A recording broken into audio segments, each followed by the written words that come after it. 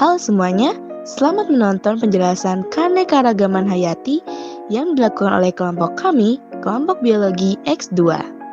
Kelompok kami terdiri dari Kamilia Nazifa Akilah, Kana Saadah, Widya Khairunisa, Tia Syahira, serta Aura Cantika.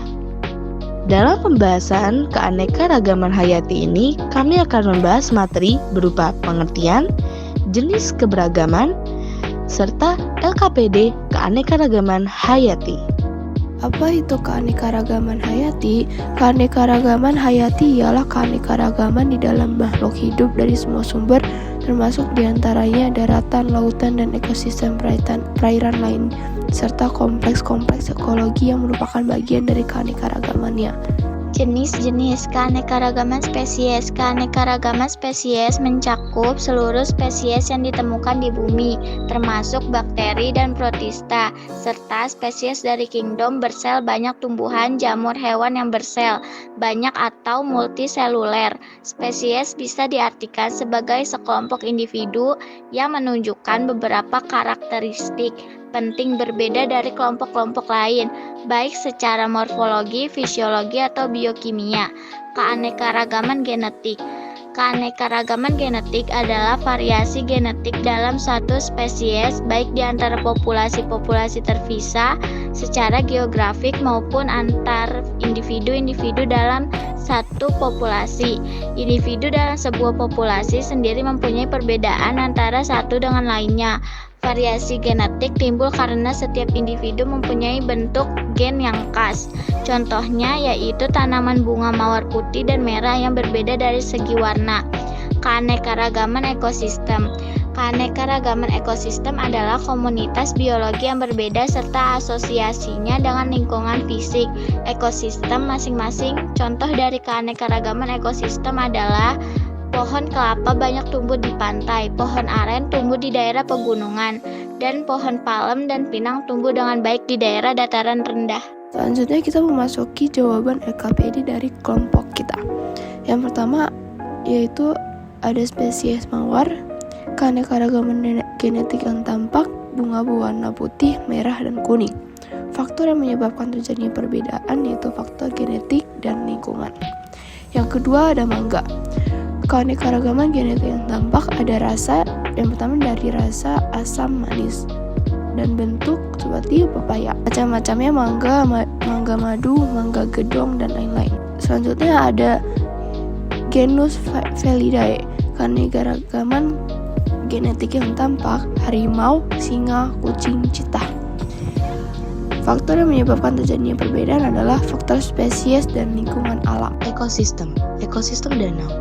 Komponen yang menyusun ekosistem danau adalah komponen biotik, ikan, plankton, tumbuhan air, contohnya ganggang atau ikan gondok, burung air, amfibi, serangga air, dan mikroorganisme. Komponen abiotik: air, suhu, cahaya, matahari, sedimen, oksigen terlarut, mineral, dan batu-batuan. Faktor yang menyebabkan terjadinya perbedaan dalam ekosistem danau adalah faktor fisik, pengaruh manusia, dan iklim. Spesies belimbing.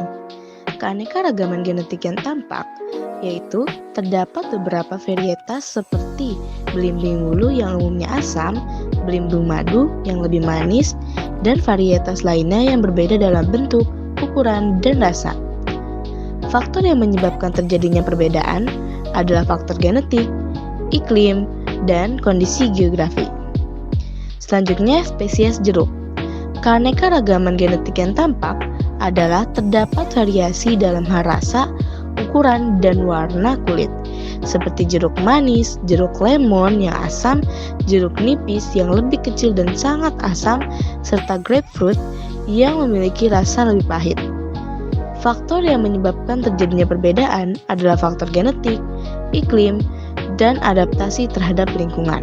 Nama genus Palmoe. Keanekaragaman jenis yang tampak: kelapa, pinang, lontar, pisang, merah, aren, dan kelapa sawit. Faktor yang menyebabkan terjadinya perbedaan: faktor genetik, lingkungan, iklim, dan kondisi tanah. Nah, di sini kita ada ekosistem kebun jagung.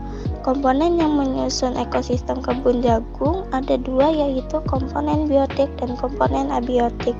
Komponen biotik yaitu jagung, ulat, dan belalang. Komponen abiotik yaitu cahaya matahari, air, tanah, dan suhu. Faktor yang menyebabkan terjadinya perbedaan kebun jagung yaitu faktor iklim, keanekaragaman hayati. Spesies terong, bentuk panjang, rasa manis, macam-macam terong, Belanda, terong Jepang, dan lain-lain. Faktor genetik dan lingkungan. Tomat, bentuk bulat, rasa asam, manis, macam-macam tomat apel, dan tomat cherry, tomat sayur. Faktor genetik dan lingkungan. Nama genus Papilionaceae. Keanekaragaman jenis yang tampak: kacang hijau, kacang tanah, kacang buncis, kacang kedelai, kacang panjang, kacang kapri, petai Cina, dan petai. Faktor yang menyebabkan terjadinya perbedaan. Faktor spesies, lingkungan. Ekosistem sawah. Komponen yang menyusun ekosistem: 1. Komponen biotik, padi, rerumputan, genjer, belalang, ulat, katak, ular. 2. Komponen abiotik, yaitu tanah, air, cahaya matahari, udara. Faktor yang menyebabkan terjadinya perbedaan yaitu faktor lingkungan, keanekaragaman hayati, irigasi. Nama genus Solanaceae. Keanekaragaman jenis yang tampak yaitu kentang, tomat, terong, serta cabai merah. Faktor yang menyebabkan terjadinya perbedaan antara lain faktor genetik dan lingkungan. Ekosistem terumbu karang. Komponen yang menyusun ekosistem terumbu karang ada dua, yaitu komponen biotik dan komponen abiotik. Komponen biotik yaitu alga, spong, ikan karang, dan plankton. Komponen abiotik yaitu karang mati, pecahan karang, dan pasir. Faktor yang menyebabkan terjadinya perbedaan terumbu karang yaitu faktor lingkungan dan aktivitas. Itu dia penjelasan dari kelompok kami. Ayo jaga keanekaragaman hayati di sekitar kita. Terima kasih.